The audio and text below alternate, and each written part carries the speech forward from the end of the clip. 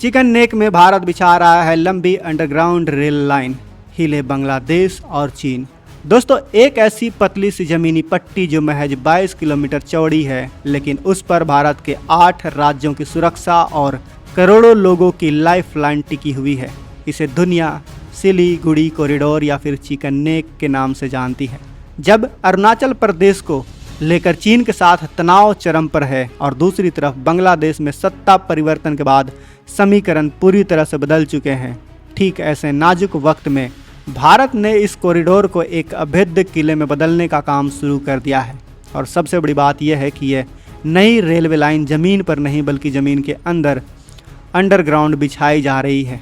तो अब सबसे बड़ा सवाल है कि आखिर भारत ने ऐसा क्या कर दिया है और भारत इस रेलवे लाइन के जरिए ऐसा क्या करने वाला है कि बीजिंग और ढाका दोनों की नींदें उड़ गई हैं। चलिए जानते हैं आज के इस वीडियो में।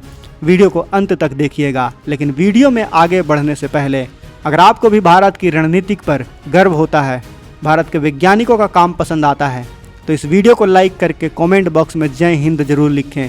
याद रहे, जय हिंद कहना हम सब के लिए गर्व की बात है। दोस्तों, आखिर भारत ने ऐसा क्या कर दिया है कि इस अदृश्य रेलवे लाइन में बीजिंग और ढाका दोनों की नींद उड़ा दी है? चलिए जानते हैं, गौर से सुनिएगा। दोस्तों, सबसे पहले समझिए कि यह सिलीगुड़ी कॉरिडोर इतना अहम क्यों है। भारत का पूरा नॉर्थ ईस्ट, जिसे हम 7 बहनें कहते हैं, मुख्य भारत से सिर्फ इसी 60 किलोमीटर लंबे कॉरिडोर के जरिए जुड़ा हुआ है और इसकी चौड़ाई कहीं कहीं सिर्फ 20 से 22 किलोमीटर ही रह जाती है।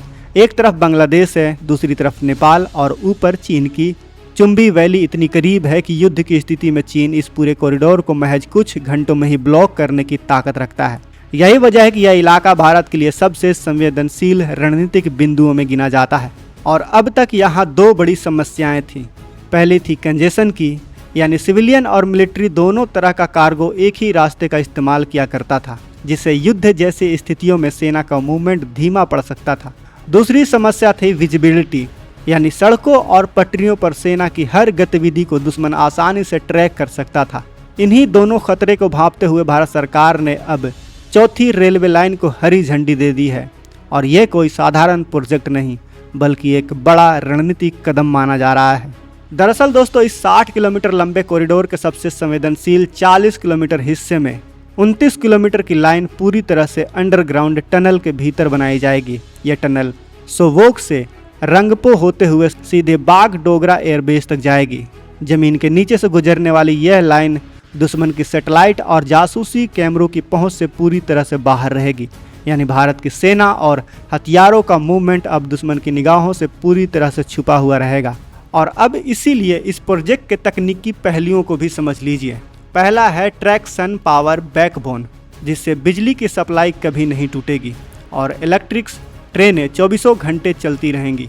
दूसरा है सिक्योर कम्युनिकेशन नेटवर्क, यानी युद्ध के समय जब दुश्मन जैमर का इस्तेमाल करेगा तब भी यह टनल मुख्य भारत और नॉर्थ ईस्ट के बीच संचार को टूटने नहीं देगा। और तीसरा है ऑटोमेटिक ट्रैफिक कंट्रोल, जिससे बिना किसी मानवीय गलती के सेना के टुकड़ियों और हथियारों का मूवमेंट पूरी तरह से स्वचालित तरीके से होता रहेगा। हाल ही में बांग्लादेश में सत्ता परिवर्तन हुआ है और नई सरकार आई है, जिसके बाद वहां की बदलती राजनीति ने भारत के लिए एक चेतावनी की तरह काम किया है।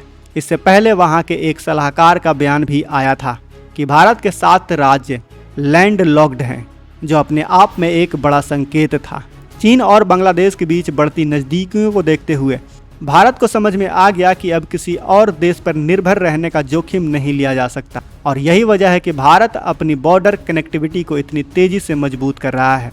दोस्तों, इस पूरे प्रोजेक्ट का सबसे बड़ा फायदा होगा सर्विलांस को मात देना। आज के दौर में सैटेलाइट और ड्रोन लगभग सब कुछ देख सकते हैं और अगर भारत को सिलीगुड़ी से भारी टैंक या फिर मिसाइल रेजिमेंट नॉर्थ ईस्ट भेजनी हो तो चीन की इसकी खबर मिनटों में लग जाएगी।